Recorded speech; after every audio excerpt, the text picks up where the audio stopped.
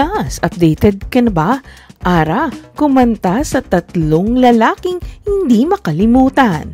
Tinanong namin si Aramina sa MediaCon ng kanyang anniversary concert ang All of Me na gaganapin sa New Performing Arts sa Resorts World Manila on July 19 tungkol sa relasyon ng sister niyang si Christine Reyes at ni Marco Gumabaw. We asked Ara kung pabor ba siya sa pagpakasal ni na Christine at Marco. Pahayag ni Ara, nasa kanila yon.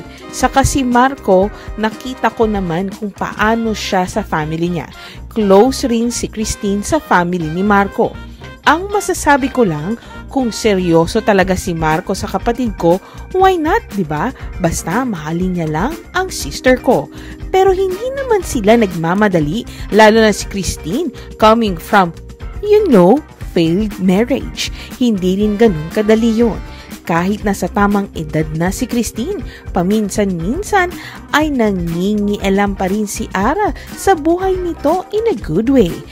I give advice, diin ni Ara. Pero malaki na siya. Malaki na ang pinag-mature ni Christine compared before. Saka mas close kami ngayon.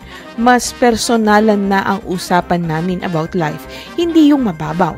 Ito, deep conversation yung about our future.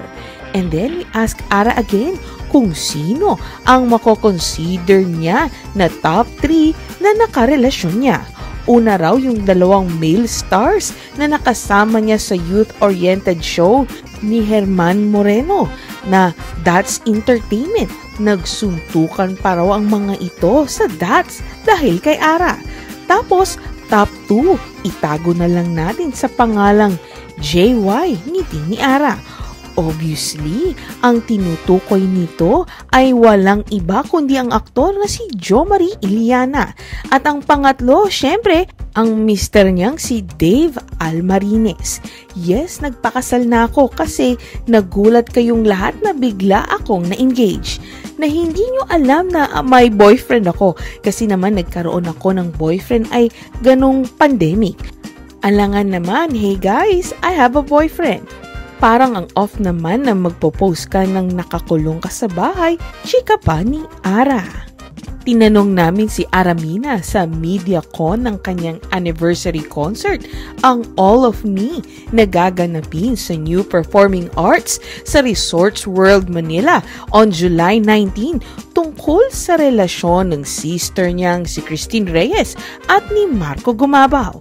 We asked Ara kung pabor ba siya sa pagpakasal ni na Christine at Marco. Pahayag ni Ara, nasa kanila yon. Saka si Marco, nakita ko naman kung paano siya sa family niya. Close rin si Christine sa family ni Marco. Ang masasabi ko lang, kung seryoso talaga si Marco sa kapatid ko, why not, di ba? Basta mahalin niya lang ang sister ko.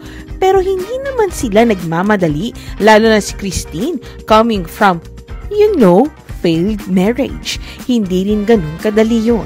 Kahit nasa tamang edad na si Christine, paminsan-minsan ay nangingialam pa rin si Ara sa buhay nito in a good way. I give advice, diin ni Ara. Pero malaki na siya. Malaki na ang pinag-mature ni Christine compared before. Saka mas close kami ngayon. Mas personalan na ang usapan namin about life. Hindi yung mababaw. Ito, deep conversation yung about our future. And then we ask Ara again kung sino ang mako-consider niya na top 3 na nakarelasyon niya.